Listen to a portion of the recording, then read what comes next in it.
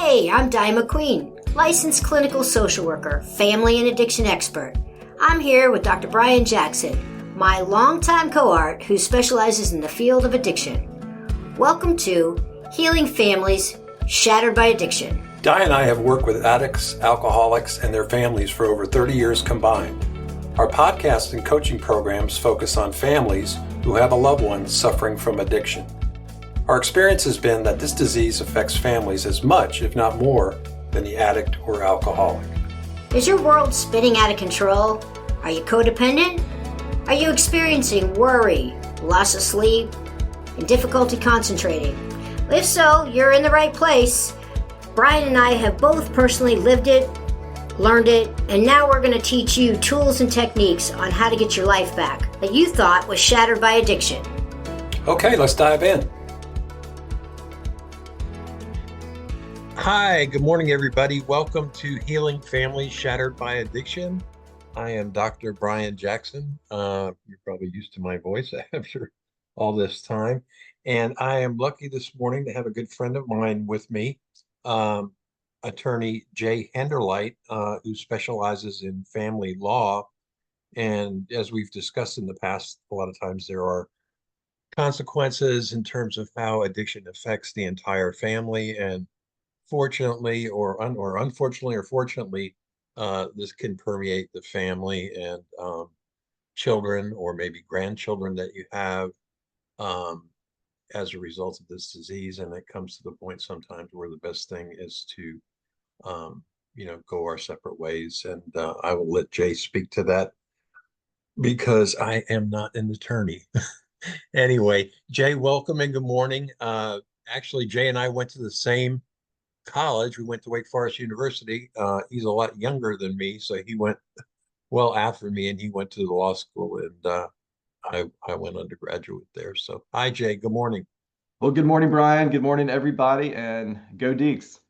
Yeah, go Demon Deacons. We won last week. That's right. Yeah.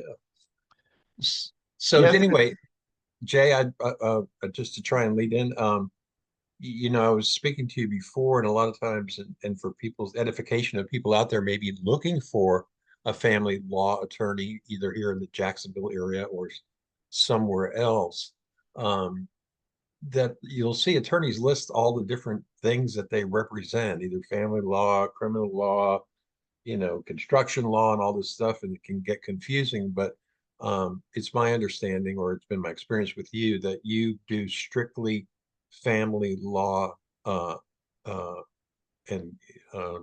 child custody, etc. And you're also certified as an expert in that area. Can you tell us kind of how that works, Jay? Sure. So our firm, it's Sasso, Guerrero, and Henderlite, and the website is familylawyerjacks.com. We are almost exclusively a marital and family law firm. We are the only firm in Northeast Florida that has 3 board-certified marital and family law experts. And what that means is Molly Sasso, Christy Guerrero, and I have all become board-certified, which means we have handled enough trials, we have gotten the recommendations of our peers, of judges, and have passed the certification exam, which is a extensive,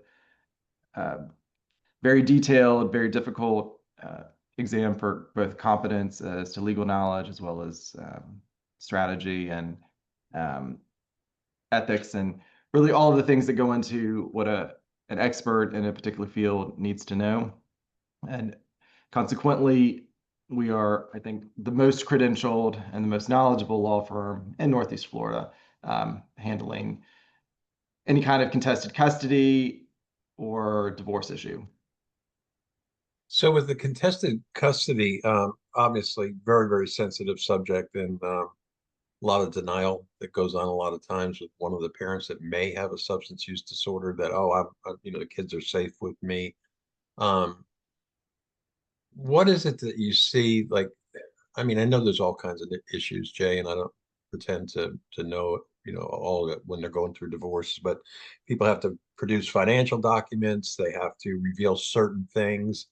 And then there's the children. And I know from knowing you that the most important thing to you and to me, for the cases that I might be involved in with the substance use evaluation, is the safety of the children. And maybe you can explain? I guess what I want to back up and say is there's tons of attorneys, and there's some attorneys that they're clients and they treat, they defend their clients and move on.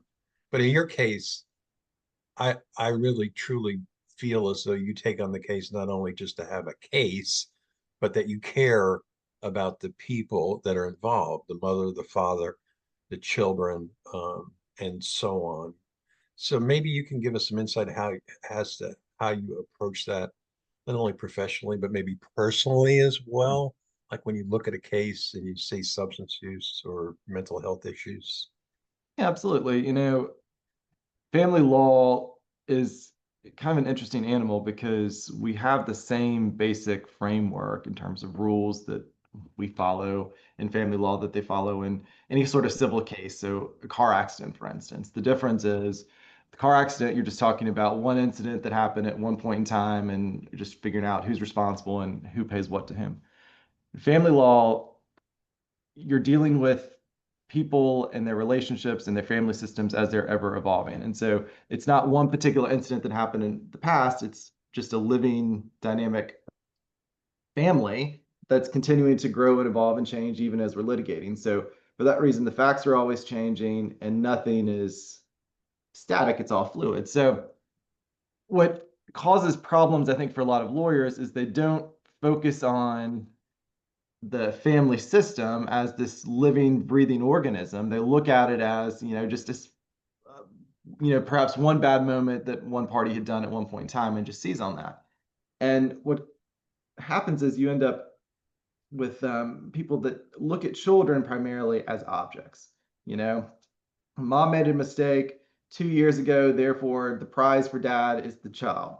But then dad makes a mistake 6 months ago, so now the prize for mom is the child. And that would make sense if children were objects, but they aren't. Children are, even young children are their own individuals, and they can feel things, they can see things, they can sense things, they know what's going on. And for that reason, they shouldn't be trophies and they shouldn't be ropes in a tug of war.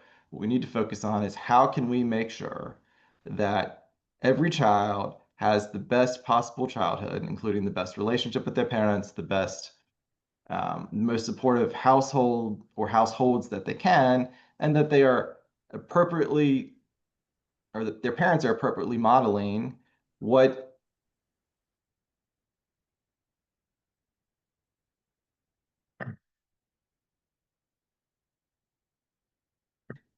to heal this family system wherever we find it and move it on to a better place. And even in a divorce, and one of my favorite lines that I learned when I was kind of getting more and more savvy and skilled in contested custody laws or custody cases is that we don't divorce children. And that's true. People want, as a result, usually a fear or concern to say, look, I don't trust this other parent to raise our children anymore. I just want them gone. And I understand where that comes from, particularly in cases where there's been bad behavior as a result of, say, substance abuse or mental health. But the problem with that is it assumes that children don't have or don't crave attachment or relationship to both parents. And that just isn't true. Children are going to want to have a relationship with both of their parents. They're going to want to feel supported. They're going to want to have, they're going to see themselves and their parents. And so they want to feel like they've gotten the best part about each parent and not the worst. And so for that reason, it's important to, no matter the dynamic, even if it is going to be a safety-focused parenting plan going forward, to make sure that the whole family system is addressed and taken care of for the sake of the children. Yeah, so to that point, just to, break it down a little bit, what I hear you saying is that number one, we want the children to be safe. So let's say one of the parents may have a mental health issue or a substance use issue. We want to address that, right? We'd like that person to get well, stay well, and it might take the form of supervised visitation or whatever it takes to protect the child. but also to have a reunification plan put in place once that person stabilizes, getting the medication they need to keep them stable, or they've gone through treatment. Um, and I know, Jay, more on your side, like there's other things that can be put in place. As a substance use, professional, I can recommend, this thing called SoberLink, where the person is blowing into the machine to make sure they're not drinking while they have the children, or we can have these drug patches to make sure they're not using drugs.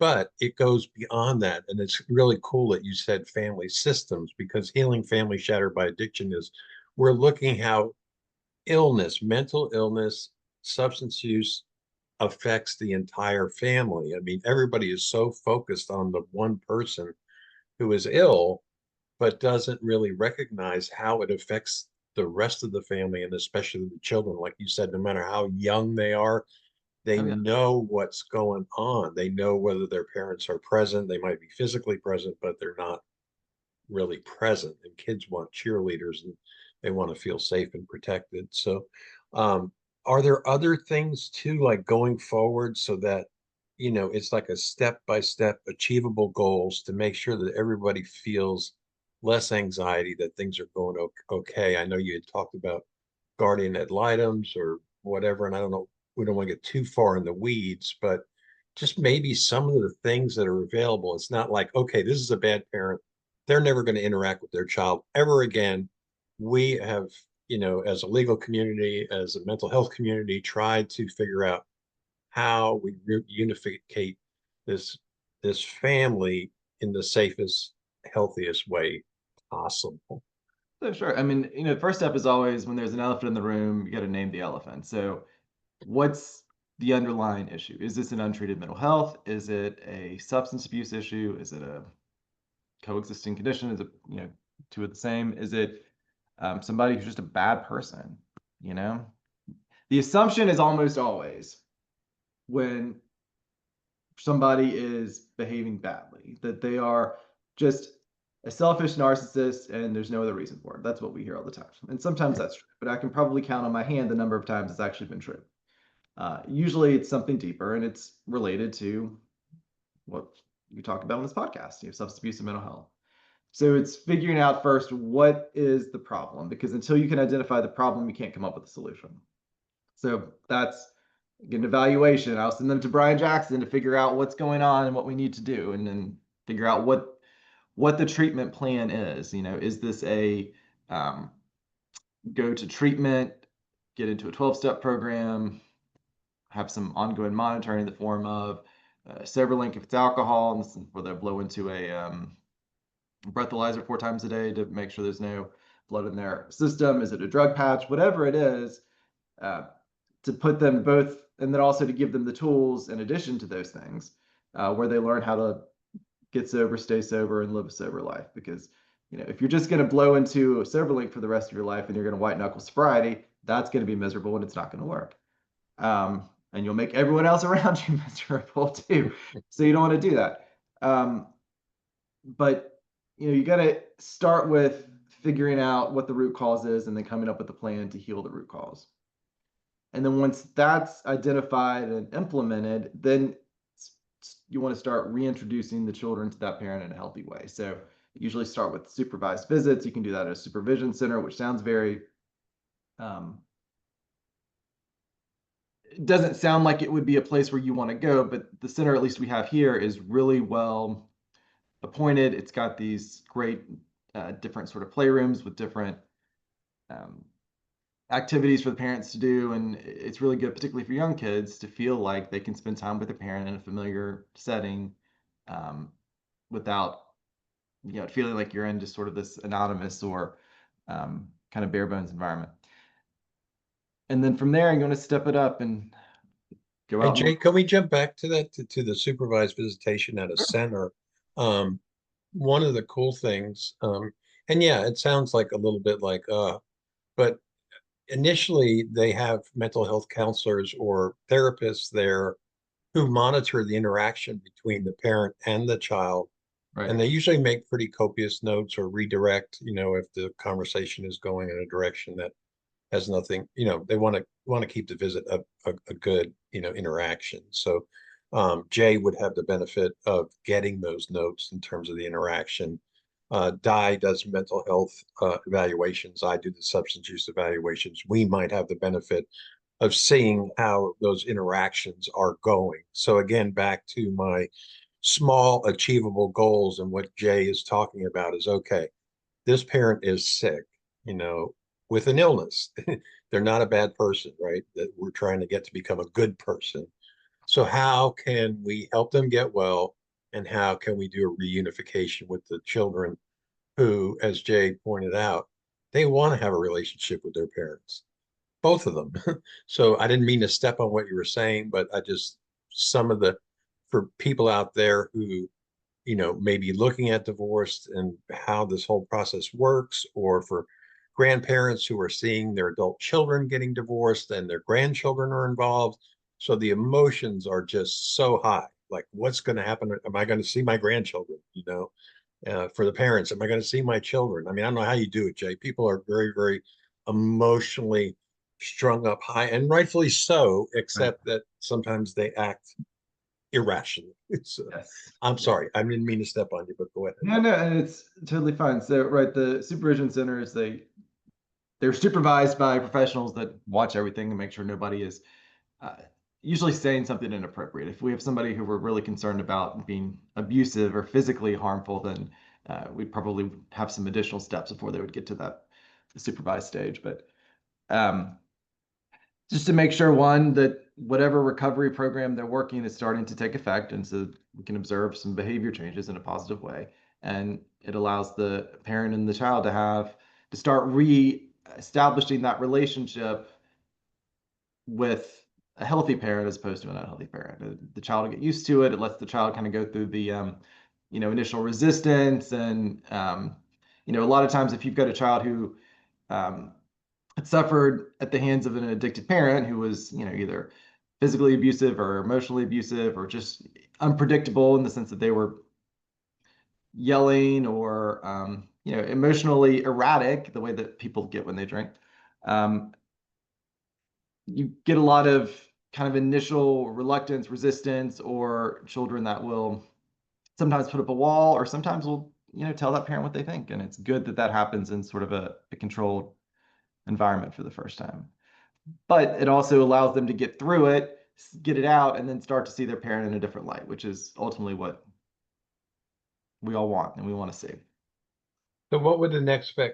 So let's say in the best case scenario, the nurturing center or wherever they're going to get supervised visitation with their child, and it seems to go well. Let's just assume everything that we're talking about from here goes well, that we're hitting on all cylinders. So we make that achievable goal. The reports coming back are saying this interaction is good. This person seems to be lucid, engaged with his children. Now, what do we do? Because so much of this stuff, Jay, like for our audience, they're like, I mean, they don't freak out. It's just that they don't and shouldn't have to know like what all these things mean. Like, okay, supervised visitation, I get that. What is the next step? What is, you know, is there a guardian ad litem involved? Is there, no, we just go to where there's guardrails put in place for child custody and, trying to get to some sort of, Right. I mean, the next step is always going to feel like a leap of faith because it largely is. And really, all things in recovery, I think, are leaps of faith, both from people who are trying to get healthy and are following recovery programs and relying on higher powers, and then also the family who has to suddenly put faith in somebody um, who has broken their trust time and time again. And it can be incredibly difficult and almost feel impossible. But after the nurturing center, the next step is going to be small bites of unsupervised time sharing. Now, it's going to be in conjunction with things we talked about, things that people like you would recommend. So, sober link during time sharing, making sure that they don't have any alcohol. If they're positive, then their time sharing gets immediately suspended, positive for alcohol. Drug testing, including your hair or nail tests that have significant look back. So, I'll have to worry about a drug that metabolizes quickly not showing up in a urine test. But it is going to be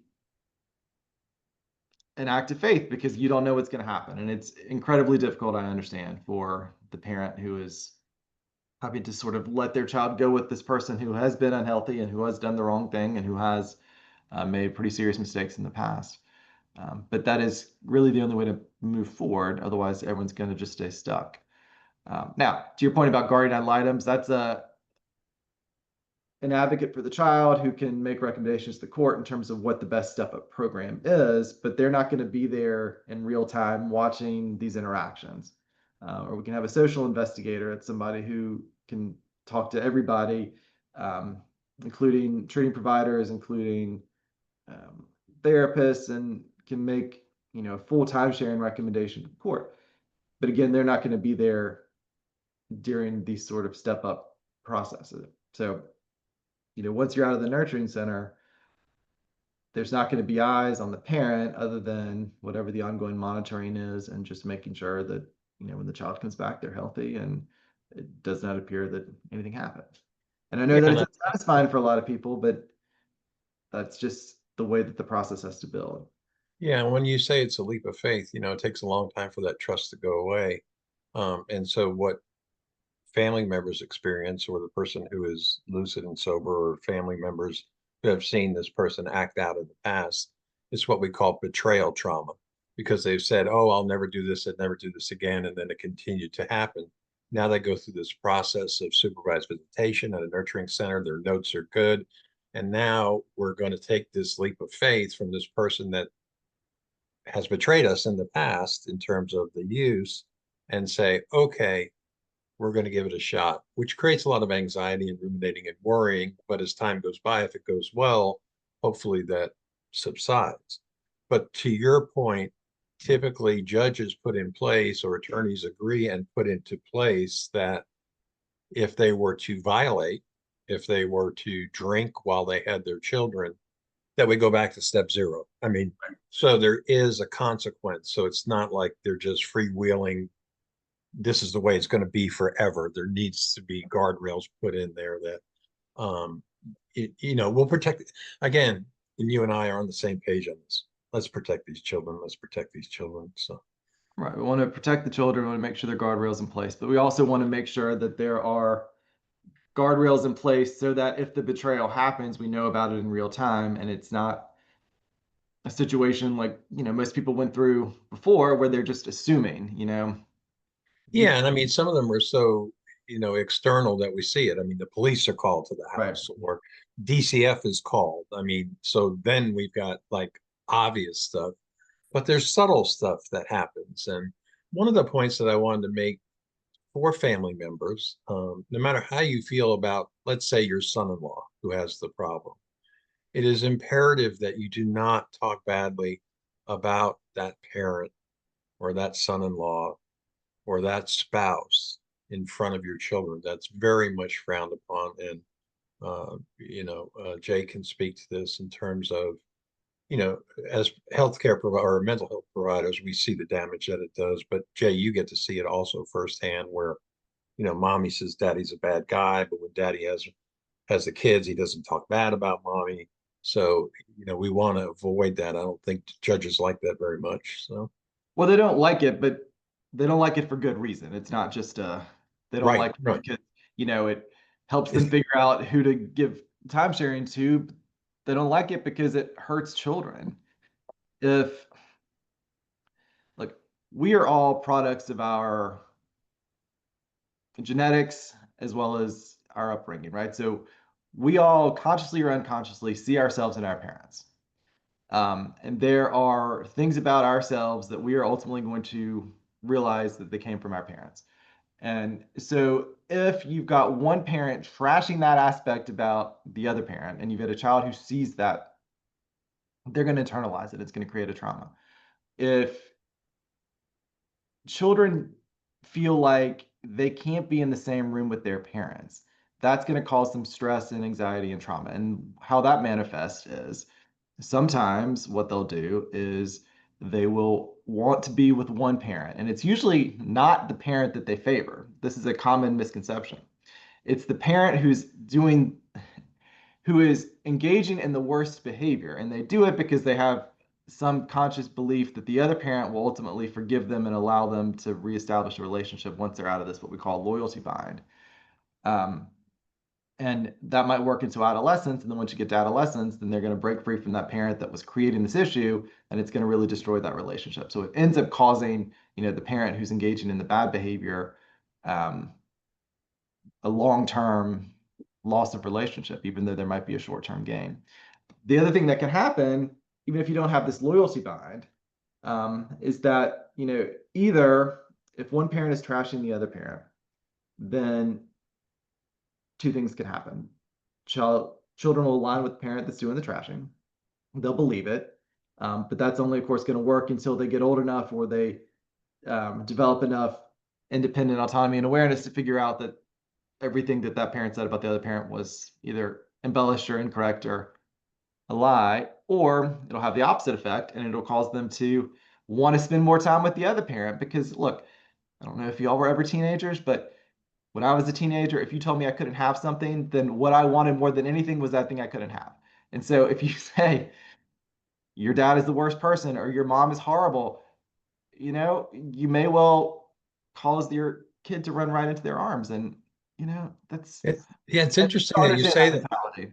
It's interesting that you say that, and maybe you can explain it to me, and I'll probably steal it from you because it's not copyright written. But this loyalty bind that you talk about, and I see it with people who are getting divorced who have no kids. That they have this horrible blow up. There might be physical violence or whatever, and then they separate and then go back, and it escalates or whatever. I don't know that's even on the same page as loyalty bind, but you're saying in spite of what may be going on, that there is a loyalty bond, or maybe you can explain it to me. I don't want to guess. So loyalty bind occurs when children feel caught in the middle. They can tell that their parents can't stand to be in the same room. Even if you don't affirmatively say negative things, if you react, if your son brings up his father and your face is like dripping in disdain, if you do that grimace, they see that, they feel it. If there's the tension, y'all are going to a one of your kids' soccer games and they feel that tension that just permeates everything. That creates a situation where the children just don't want to be a part of it. They don't want to be in the middle of that tension. They don't want to see their parents grimace at the mention of the other parent's name. They want to be able to say, hey, I had fun at dad's house, and for their mom to say, oh, that's great, I'm so happy for you. And they want to go to dad and say, hey, mom and I did this great thing, and for dad not to be jealous or to make a snide comment about it.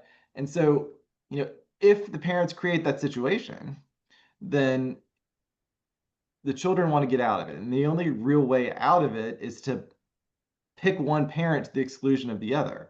And it's not that they don't want to have a relationship with both parents. It's just that they don't want to be in the middle of their parents' nonsense anymore. So to that point, and maybe I'm straying a little bit, there are people that are out there that do co-parenting plans.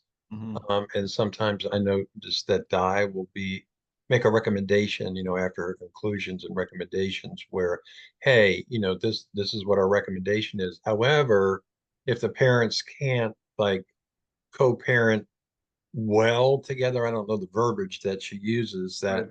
the suggestion is maybe we find a co-parenting expert where they take a parenting class.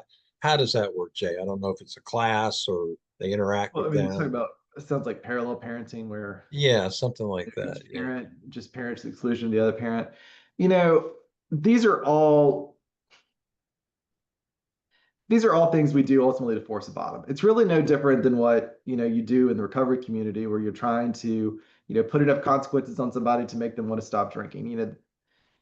Things like parenting courses or parallel parenting, it's really because you got two people who can't just love their children more than they hate themselves.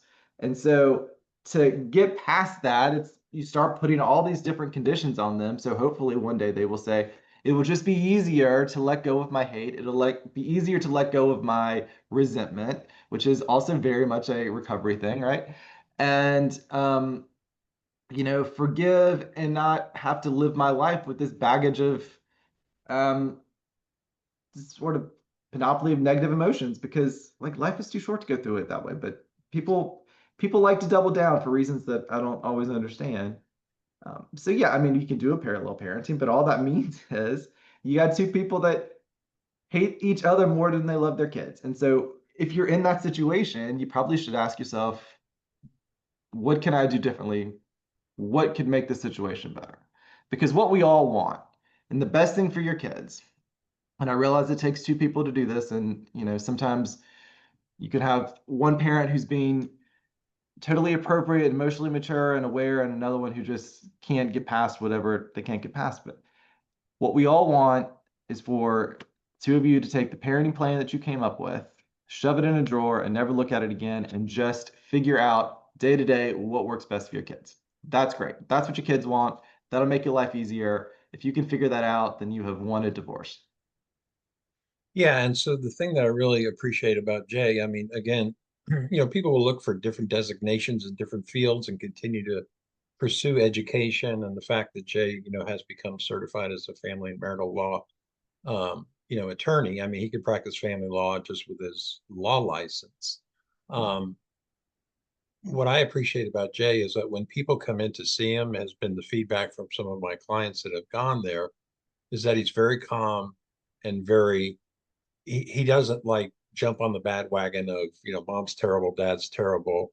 How do you like when a client comes in? Because again, emotions are so high and my husband's rotten, my wife's rotten, like try to get them to just like take it easy. Because I mean, I see attorneys that are all up to high C, they jump on board with all this stuff and yeah, you're going to get that couch, what, over things or whatever.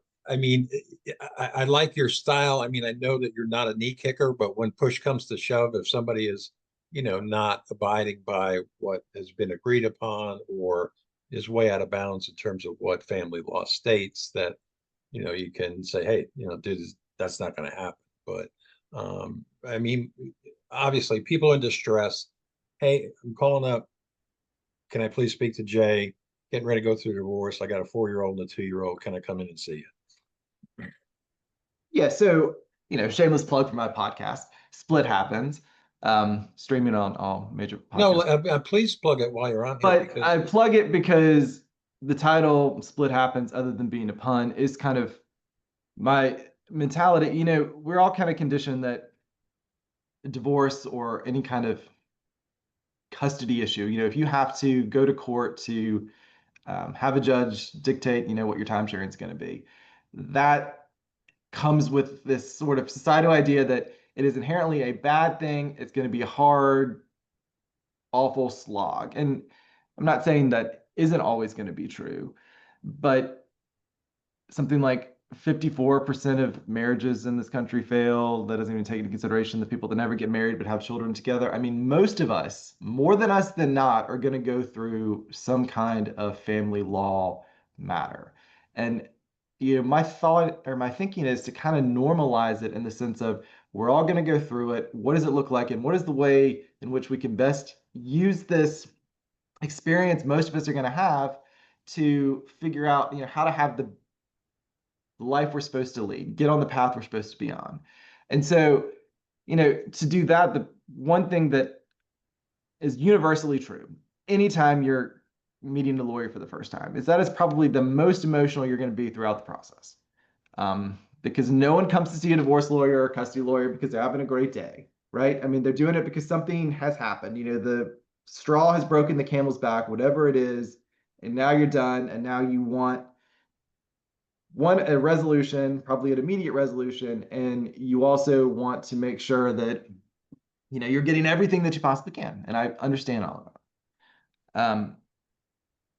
What happens in a lot of cases, and particularly with lawyers that don't understand family dynamics, is in order to sell their client, they want to really capture that kind of emotional charge and say, you know what, yes, that's awful. You should get that.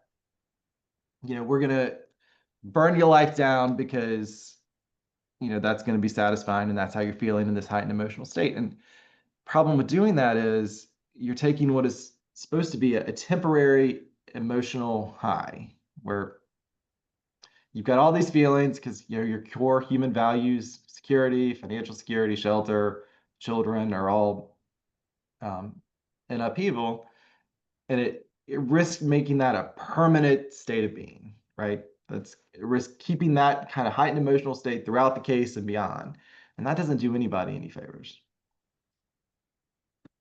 So instead, for me, what I like people to focus on is what is going to make your life look better. This is where you are right now. It's obviously not where you want to be, not where you thought you'd end up. But what is going to make your life look better next week? What's going to make it look better next month? What's going to make it look better 3 months, 6 months, and a year? And I want people to really write that down and think about it. Because instead of focusing on, I'm really scared right now, or I'm really mad right now, which is really just a form of fear. It's what can I do? What agency can I have over my own life to make it better than it is right now or really has ever been? Yeah, and so that's the thing too, Jay, is how do you, so I'll have people come in and go, oh, my attorney hasn't called me back, and I've been calling my attorney, and this, that, and the other thing, where obviously you have other cases. How do you reassure them, like, look, I want you to get on with your life. Let's put this up on a shelf. I've got this. When it goes from the back burner to the medium burner to the front burner, I will let you know and hold. I mean, not so much hand holding, but keep them informed because your style is way more laid back, but knowledgeable and way more knowledgeable than a lot of the people out there. And I know your deal isn't just to run up a bill and call them every 5 minutes because you're a busy guy. Um, Trying to put, because that seems to be like, oh, I haven't heard from my attorney, and I'm like, dude, your case is not even scheduled for a hearing. Right. Try and And so, relax. But again, I mentioned, emotionally charged. yeah, I mentioned a minute ago, people really want it right now. And so Right. I can understand the dynamic of you put up with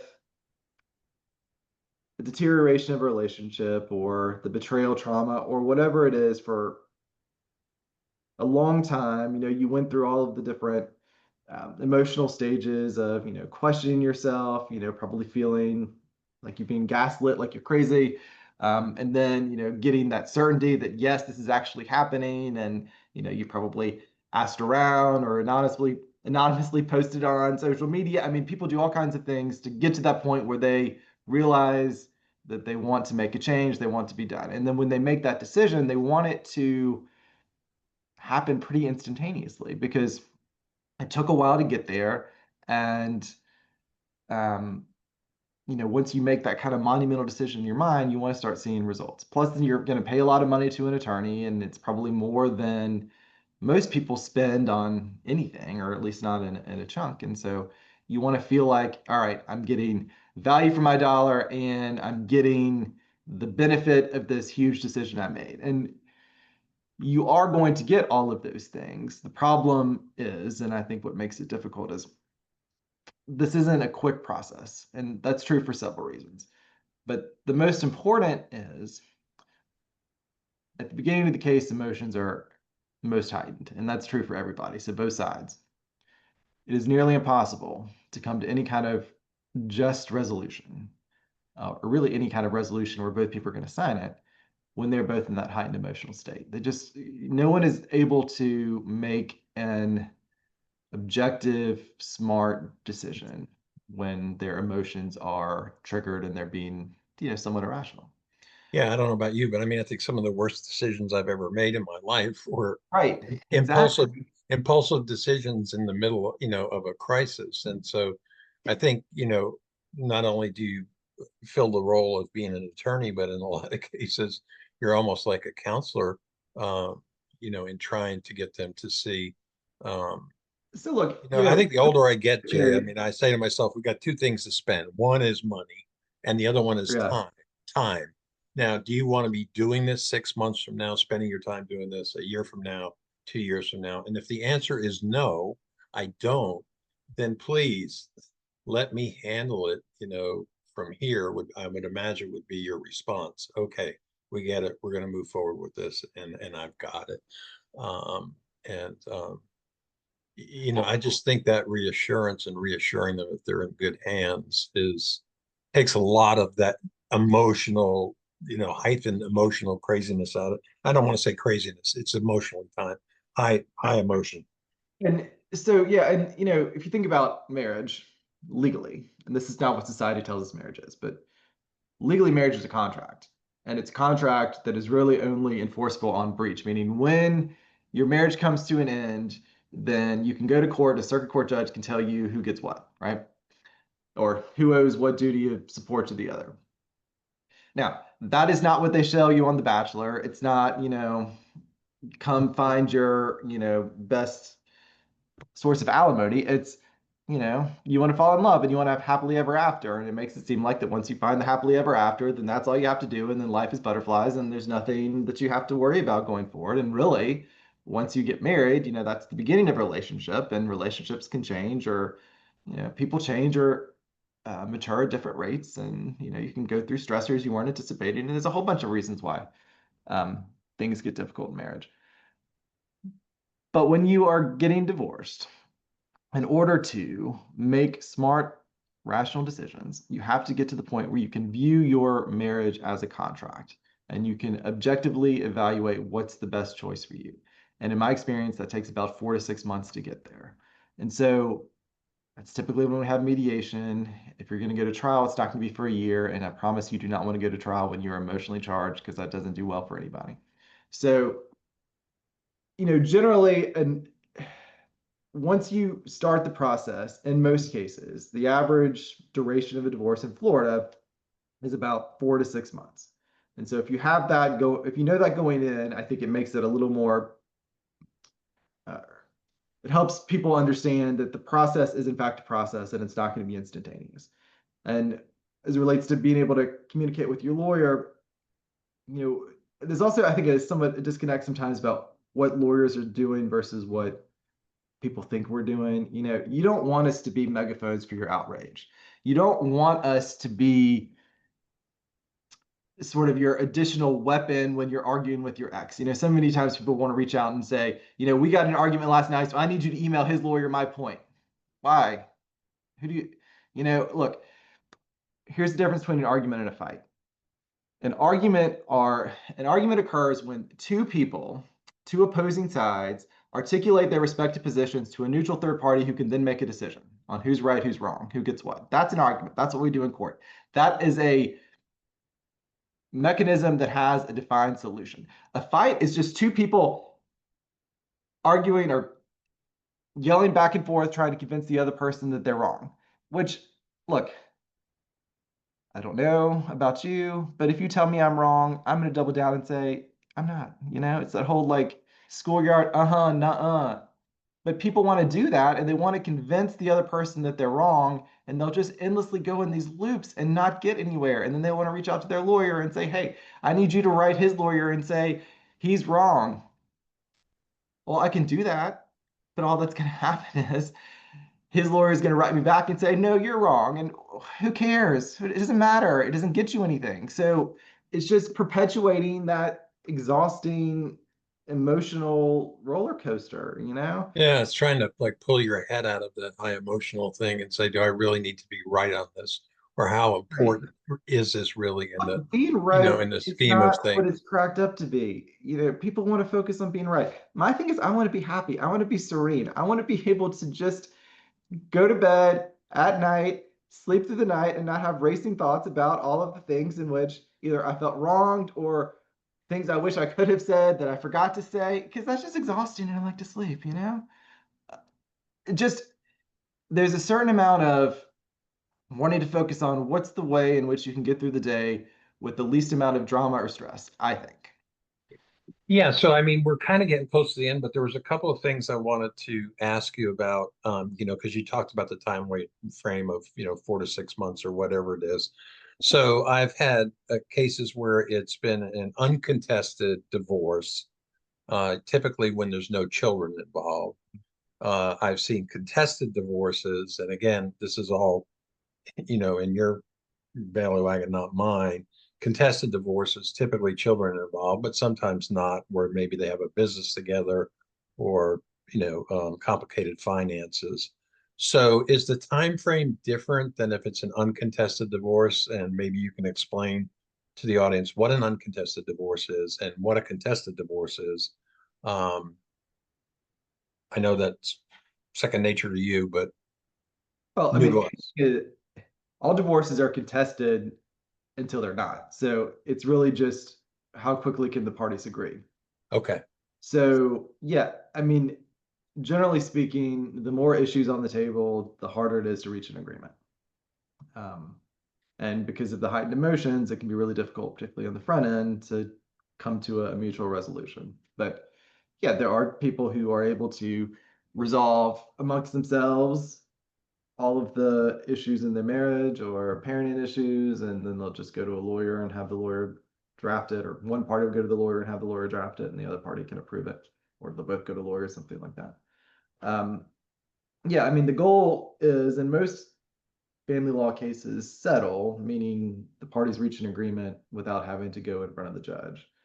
Um, And that's usually important, Jay. I think, I say to my clients, patients, hey, if the two of you can work it out, with your attorneys and get it done, why would you want to go in front of a third party judge who really knows nothing about your life, knows the law, knows the arguments, and is right. going to make a decision that's going to affect you and your children for the rest of your life? So I would imagine that you would encourage them to try and resolve it at mediation or after mediation, after issues come up, or Yeah, I mean, if